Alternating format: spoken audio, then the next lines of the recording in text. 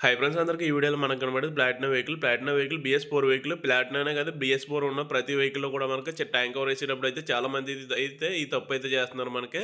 ఇక్కడ హోల్ అయితే ఒకటి ఉంది కదా! మనకి ట్యాంక్ క్యాప్‌కి కూడా అక్కడ రబ్బర్ ఓరింగ్ సహాయంతో ఉంది. అదేం సరదాగా ఇవ్వలేదు. చాలామంది అయితే దాన్ని క్లోజ్ చేస్తున్నారు. దాన్ని క్లోజ్ చేసిన తర్వాత కస్టమర్ ఏంటంటే ట్యాంక్ ఓవర్ ఏసిన తర్వాత 2 కిలోమీటర్లు వెళ్ళిన తర్వాత వెహికల్ అనేది ఆగిపోతుందని చాలామంది అయితే కంప్లెయింట్ చేశారు. దానికోసం అయితే క్లియర్‌గా చెప్పడానికైతే వీడియో చేశాను.